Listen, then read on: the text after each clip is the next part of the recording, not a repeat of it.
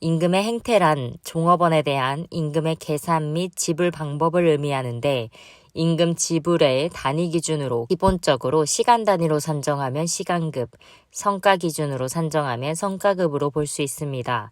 시간급은 시급제, 일급제, 주급제, 월급제, 연봉제 등으로 나뉘며 임금 계산이 간단하며 이해가 쉬운 확정임금으로 임금에 안정성이 있는 장점이 있지만 동기부여 효과가 미미한 임금 형태입니다. 반면 성과급은 성과나 업적을 기준으로 산정한 임금으로 업적급, 변동급, 능률급, 인센티브 임금이라고 불립니다. 또한 성과급의 적용 단위에 따라 개인 성과급, 집단 성과급 제도로 분류할 수 있으며 종업원의 동기부여, 노동 생산성 향상, 성과 지향적 자극, 커뮤니케이션 증대, 직접 노무비 감소, 종업원의 소득 증대에 효과가 있지만 생산량에 집중하다가 제품의 질이 감소하는 문제가 발생할 수 있고 성과 측정의 어려움, 임금 결정의 문제로 노사 대립이 있을 수 있으며 미숙련 노동자들의 소득 불안정 등의 단점도 존재합니다. 따라서 생산 단위 측정이 용이하고 작업자의 노력이 생산성의 주요 결정 요인이 되는 경우 경영자의 성과 표준, 평가 등에 대한 종업원의 신뢰가 있는 경우에 활용할 수 있습니다. 개인 성과급과 집단 성과급을 좀 더 자세히 살펴보면 개인 성과급은 개인별로 성과급을 적용하는 것으로 능률을 최대화하도록 직무를 설계하고 종업원의 임금을 생산성과 관련시킨 개념입니다. 개인 성과급은 임금률 결정 방법 등에 따라 종류가 다양한데 그중 단순 성과급이란 단위당 고정된 단일의 임금에 실제의 작업 성과를 곱하여 임금을 산정하는 방식으로 작업 성과의 증대에 비례해 임금이 증대됩니다. 이렇게 하면 간단하고 수용도가 높아 노동 능률이 증가되며 상대적으로 쉽게 결정해 높은 정확성을 갖고 노무비를 예측할 수 있는 장점이 있지만 성과 표준의 합리적 설정이 어려워 노사 간 갈등이 야기되는 문제가 발생할 수 있습니다. 복률 성과급이란 생산량에 따라 적용 임금률을 다르게 산정하는 제도로 표준 작업량을 기준으로 두 가지 임금을 적용하는 테일러식 차별 성과급, 임금률을 3단계로 나누어 중간 수준을 배려한 메리크식 복률 성과급, 여기서 고능력자에게 더 큰 자극을 주기 위해 4단계 임률을 적용한 리틀식, 미숙련 근로자의 최저 생활을 보장하고자 한 맨체스터식 복률 성과급이 있습니다. 표준 시간급이란 제품 하나의 단위를 완성하는 데 필요한 표준 시간을 설정하고 표준 시간 내 작업 완성 시 표준 시간 곱하기 단위 시간당 임금률을 지급하는 방법으로 단위당 작업 시간이 비교적 길고 비반복적이며 기술을 요구하는 직무에서 활용됩니다. 할증 성과급이란 표준 작업 시간 내에 표준 과업량을 달성하지 못하더라도 일정한 임금을 보장하고 표준 시간 내에 과업을 달성하면 작업 능률의 증대로 절약된 시간에 따라 임금의 일부를 배분하는 방법입니다. 이 배분율에 따라 절약 임금의 2분의 1 또는 3분의 1을 추가로 제공하면 할시식 할증금, 절약 시간의 75%의 보상을 더하면 비도우식, 절약 임금의 규모에 따라 가변적인 보상을 하면 로안식, 절약 임금 모두를 종업원에게 제공하고 추가로 보너스를 지급하는 경우 간트식 할증급이라고 부릅니다. 이러한 개인 성과급 제도들은 생산성 향상 효과를 증대하며 기업 입장에서는 낮은 인건비, 종업원에게는 높은 소득을 가져다 줄 수 있고 종업원 스스로 높은 성과를 지향하기에 감독의 필요성도 줄어드는 효과를 볼 수 있습니다.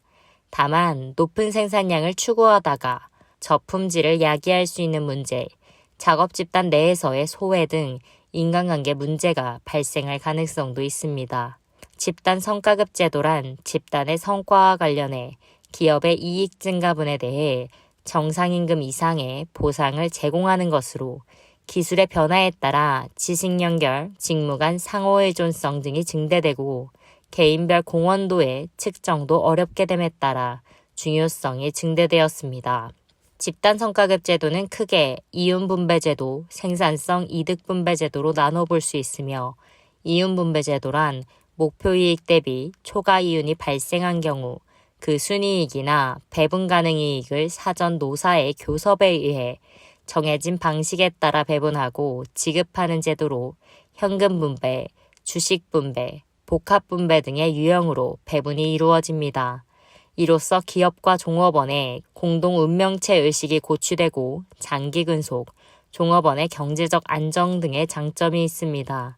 다만 종업원에게 이윤을 배분하는데 사용할 공식을 결정하기가 어려운 단점이 있으며 외부 시장 요인에 의한 이윤 발생 등 종업원의 노력과 보상 간의 직접적 관계가 부족한 경우 동기부여 효과가 낮은 한계가 있습니다. 생산성 이득분배제도란 생산이나 원가 절감 효과를 측정하여 과거와 비교해서 노무비, 생산비가 절감된 부분에 대해 모든 팀 구성원들에게 지급하는 제도입니다.